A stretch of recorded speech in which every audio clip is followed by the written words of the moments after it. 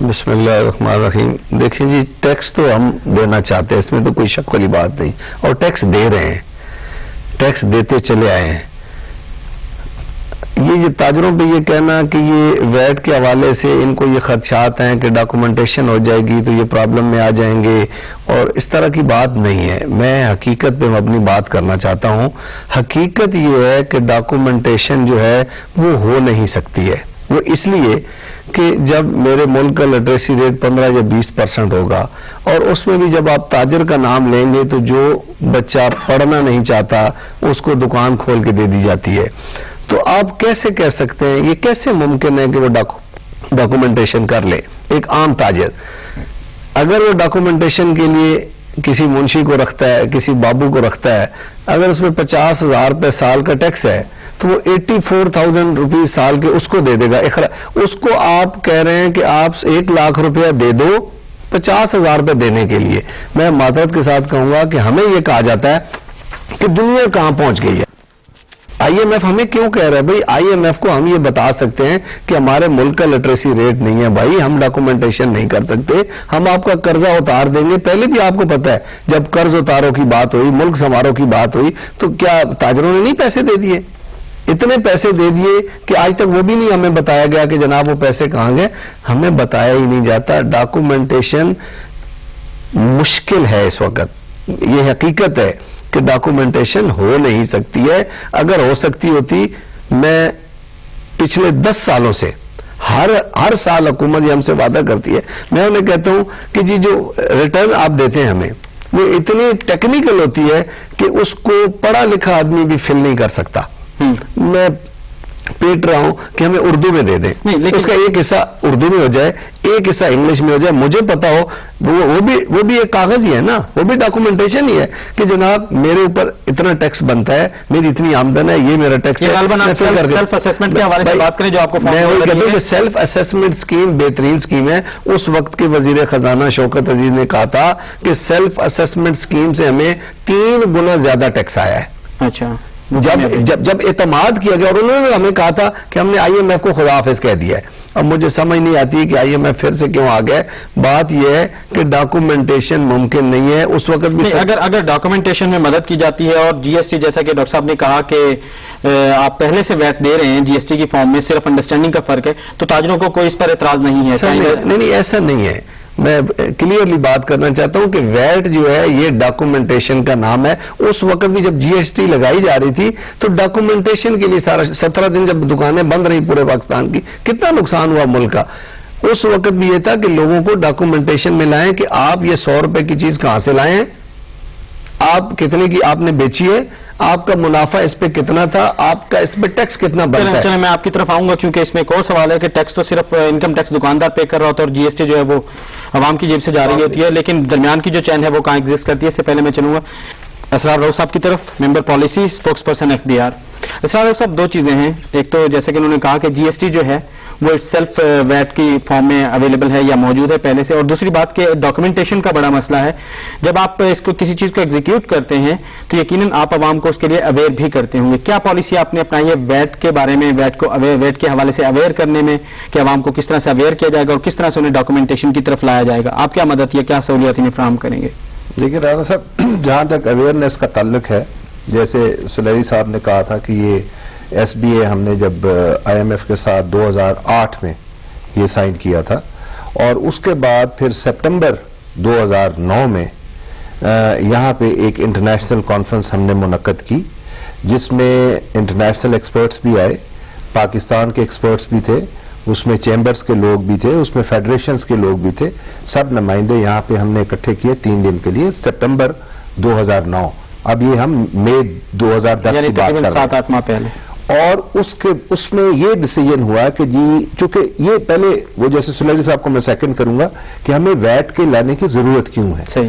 Wait جو ہے یہ تسلسل ہے، جو جی ایس ٹی اس وقت 16% کے حساب سے آلریڈی نافذ ہے، لیکن جی ایس ٹی میں ہم نے ایگزیمشن اور ڈسٹارشنز ایسی پیدا کر دیں پچھلے 1990 سے جب ہم نے اس کو لگایا ہوا ہے سلولی کہ اس کی جو سپلائی چین ہے وہ بریک ہو چکی ہے. اچھا سپلائی چین بھی کوئی ایسا کوئی کمپلیکیٹڈ ایشو نہیں ہے. سپلائی چین کیا بنتی ہے کہ آپ امپورٹ کرتے ہیں, مینوفیکچرر کے پاس آتے ہیں, وہ ایک چیز بناتا ہے, پھر وہ ڈسٹریبیوٹر کو دیتا ہے, پھر ہول سیلر کو دیتا ہے, پھر وہ ریٹیلر کے پاس چلا جاتا ہے, اور ریٹیلر سے وہ کنزیومر کے پاس چلا جاتا ہے. تو یہ کوئی ایسا کوئی کمپلیکیٹڈ ایشو نہیں ہے. انڈسٹری ہماری سپورٹ کر رہی ہے کہ وہ آلریڈی وہ ڈاکومنٹڈ ہے, اور وہ 16% کے حساب سے اس وقت جی ایس ٹی دے رہے ہیں. صحیح, ٹھیک ہے. اب آپ کو جب اپنی tax to G D P ratio جو کہ شرمناک حد تک ہم اراؤنڈ 9% ہے, ریجن میں سوائے بنگلہ دیش کے سب لوگ ہم سے زیادہ ہیں. دنیا میں 140 ملک میں اب ویٹ آ چکا ہے, اور ان کی tax to G D P ratio جو ہے اگر آپ یورپ کی دیکھیں تو وہ 37%, 38%, ایون یورپین یہ جو نارویجن کنٹریز ہیں وہاں پہ وہ 50% سے بھی کراس کرتی ہے. اب وہاں پہ پھر میں واپس آ جاتا ہوں کہ یہ دنیا کا ایک ٹیسٹڈ نظام ہے, اور جس وقت پاکستان میں بھی یہ نافذ کیا گیا اور اجمل بلوچ صاحب نے کہا 17 دن دکانیں بند ہوئی, یہ ویٹ موڈ میں ہی آیا تھا. اچھا, یہ اس وقت کا چل رہا ہے. اچھا, اور اس کے بعد پھر چونکہ اس میں ویٹ میں ایک تو سروسز آ جاتی ہیں گڈس کے ساتھ, اور ساتھ ایگزمپشن کوئی نہیں ہوتی. رائٹ, ایگزمپشن اور کنزیومر زیرو ریٹڈ ہوتی ہے صرف ایکسپورٹس کے لیے, وہ اب بھی ہے. تو اس چیز پہ پھر یہ سب کا متفق فیصلہ ہوا کہ جی آپ اس کو جولائی میں آپ اس کا لا بنائیں, پھر ان کو کیونکہ یہ اسمبلیوں میں جاتا ہے, اسمبلی نیشنل اسمبلی میں اور چاروں پروونشل اسمبلی میں, پھر ہم نے یہ 31 دسمبر کو یہ بلز وہاں پہ لے کر دیے. رائٹ, اب 31 دسمبر سے اسمبلیز کی سٹینڈنگ کمیٹیز جو ہیں وہ تاجروں کے ساتھ بھی مل رہی ہیں, وہ ہمارے ساتھ بھی مل رہی ہیں, اور پھر ہم نے چیمبرز کے ساتھ راول پنڈی میں اجمل صاحب مجھے سیکنڈ کریں گے, ہم نے 30 چیمبرز کے نمائندے بلائے. کاشف صاحب ہیں راول پنڈی چیمبر کے پریزیڈنٹ, پھر اسلام آباد چیمبر میں ہم نے میٹنگ کی, پھر میں نے لاہور میں کی, میں نے فیصل آباد میں کی, میں نے ملتان میں کی, کراچی میں 5-6 چیمبرز ہیں, کاٹی ہے, فیڈرل بی ایریا ہے, سائٹ ایریا ہے, پھر وہاں کا فیڈریشن ہے, ان سب کو ہم نے اعتماد میں. میں اس طرف آؤں گا ضرور, لیکن میں چاہوں گا کہ آپ مجھے ایک انالیٹیکل اپنا ویو دیجئے کہ ویٹ کے حوالے سے مہنگائی کیا عام کنزیومر پر کس حد تک اثر پڑے گا, اور ہوگی یا نہیں ہوگی. دیکھیں, میں ایک چیز جو میں سمجھ پایا ہوں, را مٹیریل سے آپ چلتے ہیں مینوفیکچرر, پھر ہول سیلر یا ڈسٹریبیوٹر, پھر ریٹیلر, اور پھر کنزیومر. یقیناً اگر تمام جگہوں پر ویٹ ٹیکس لگے گا تو ایک چیز کی قیمت بڑھتے بڑھتے ایٹ دا اینڈ کنزیومر کو مہنگی پڑے گی. میں اگر صحیح نہیں تو مجھے درست کیجیے, اور آپ بتائیے کہ مہنگائی کے حوالے سے کیا امپیکٹ ہے. سر صاحب اس پہ ریفنڈ میکنزم پہ یقیناً بات کریں گے. اصل چیز یہ ہے کہ کنزیومر اس وقت اگر وہ جی ایس ٹی میں 16.5% دے رہے ہیں, اور ایگزمپشن جو جیسا کہ سار صاحب نے فرمایا کہ درمیان کے لوگوں کو ہے, کئی دفعہ آپ کے را مٹیریل پہ ایگزمپشن ہے, کہیں پہ انٹرمیڈیٹس پہ ایگزمپشن ہے, کہیں پہ آپ کے فنش پروڈکٹ پہ ایگزمپشن ہے. ایک تو اس ڈسٹارشن کا اس میں خاتمہ ہو رہا ہوگا. سیکنڈ, اس کا ڈائریکٹ امپیکٹ جو ہے مہنگائی پہ وہ کتنا پڑتا ہے, وہ شاید اتنا نہیں پڑے گا, لیکن انڈائریکٹ امپیکٹ اس کا یقینی طور پہ پڑے گا. یعنی انڈائریکٹ امپیکٹ فار ایگزامپل دیکھیے, جب رمضان شروع ہوتا ہے, رمضان سے پہلے اگر چیزوں کی قیمت ڈبل ہو جاتی, اب اس میں رمضان کا تو کسی طور پہ قطعی طور پہ کوئی قصور نہیں ہے, یا عید سے پہلے اگر آپ کو چیزیں قیمت کی مہنگی ہو جاتی ہے کسی بھی فیسٹیول سے پہلے, یعنی ایک رمضان آ رہا ہے, ہمارے جو مرچنٹ حضرات اور شاید یہ مجھے بتا سکیں کہ یقینی طور پہ ہوگا یہ کہ آپ کے جو سپلائرز ہیں اور آپ کے جو مارکیٹس میں میڈیا نے ہائپ اس پہ اتنا کریٹ کر دیا ہے کہ شاید 1 جولائی سے ایک دم سے یعنی ریٹیلر بھی پرائس پر بلیک میل کرنا شروع کرے گا کنزیومر کو کہ ویٹ آ چکا ہے تو ہم خود مجبور ہیں. ڈیفینیٹلی اس پہ انڈائریکٹ امپیکٹ آپ کو نظر آ رہا ہوگا, انفلیشن امپیکٹ انڈائریکٹ جو ہے وہ نظر آ رہا ہوگا. آپ سمجھتے ہیں اجمل بلوچ صاحب کہ ایسا ہوگا, کیا ریٹیلر خود سے بلیک میل کرنا شروع کر دے گا کہ جی پیچھے سے ویٹ آ گیا ہے, میں آپ کو بتاتا ہوں اس میں کر دیں, حالانکہ اس میں ہورڈنگ وہی رہے گی, اس پہ آپ کی ہورڈنگ شروع ہوگی. آپ کے جون کے لاسٹ ویک میں اس پہ ہورڈنگ شروع ہو جائے گی. لوگ یہ سوچیں گے, چونکہ کلیئرٹی نہیں ہے, لوگ یہ سمجھیں گے کہ پتہ نہیں 1 جولائی سے کیا. ڈیفینیٹلی یہاں پرائس کنٹرول کا ایک ایشو آئے گا, لیکن میں چاہوں گا کہ اجمل بلوچ صاحب, میں ان کی اس بات اتفاق نہیں کرتا. جیسے انہوں نے رمضان کا حوالہ دیا, ڈیمانڈ بڑھ جاتی ہے جس کی وجہ سے پیچھے سے سپلائی کم ہو جاتی ہے, جس کی وجہ سے چیز مہنگی ہو جاتی ہے. میں حقیقت بتا, اور اس وقت جو لوگ ذمہ دار ہوتے ہیں ان کا کوئی چیک نہیں ہوتا وہاں پہ, جہاں پہ ہول سیلر کے پاس یا منڈی میں سامان آتا ہے, اول تو سپلائی شارٹ ہوتی ہے. ابھی سلیح صاحب نے کہا کہ ہورڈنگ بھی بڑھے گی, تو ہو سکتا ہے کہ ہول سیلر ہورڈنگ بڑھا کر مارکیٹ کو بلیک میل کرے. سر نہیں ایسا ہوتا. میں تھوڑی سی بات وہ کر لوں.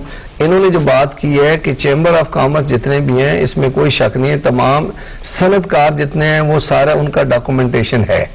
ان کا بڑا لمبا چوڑا کام ہوتا ہے. اس کے اندر ان کا ایک بندہ اکاؤنٹنٹ ضرور بیٹھا ہوتا ہے جس نے سارا حساب کتاب رکھنا ہوتا ہے.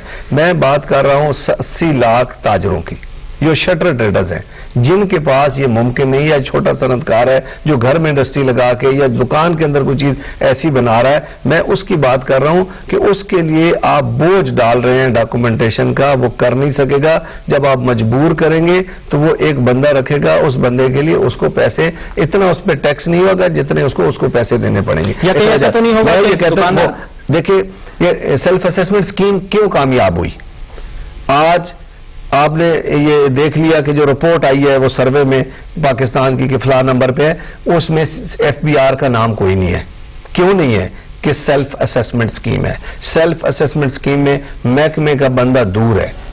جب ڈاکومنٹیشن کریں گے محکمے کا بندہ آ جائے گا, وہ ڈاکومنٹیشن غلط کروائے گا. پہلے بھی میں آپ کو بتا دوں کہ جب بھی ٹیکس کم آیا, اگر کسی پہ 2 لاکھ ٹیکس بنتا ہے, آئی ٹی او نے کہا کہ سائن میں نے کرنے ہیں, تم ایسا کرو 50,000 مجھے دے دو, 50 جمع کرا دو, لاکھ چھوڑ دو. سیلف اسیسمنٹ اسکیم میں گورنمنٹ کو ٹیکس زیادہ آ رہا ہے. میں دعوے سے کہہ رہا ہوں ڈاکومنٹیشن میں پھر سے وہی حال ہو جائے گا, پھر سے جو 3 گنا زیادہ آیا تھا واپس 1 گنا پہ چلا جائے گا. تو خدارا ایسا کام صاحب. بالکل میں آپ کی بات کو آگے بڑھاتا ہوں. روف صاحب, اب آپ سے بہت سی باتیں نکلتی ہیں, میں چند کر کے آپ کو پہلے یہ چیزیں بتا دوں کہ یہاں misuse of power by tax authorities will lead to corruption اور put the people behind the bars. نہیں, ٹھیک ہے, 2 چیزیں. ایک تو پہلے بھی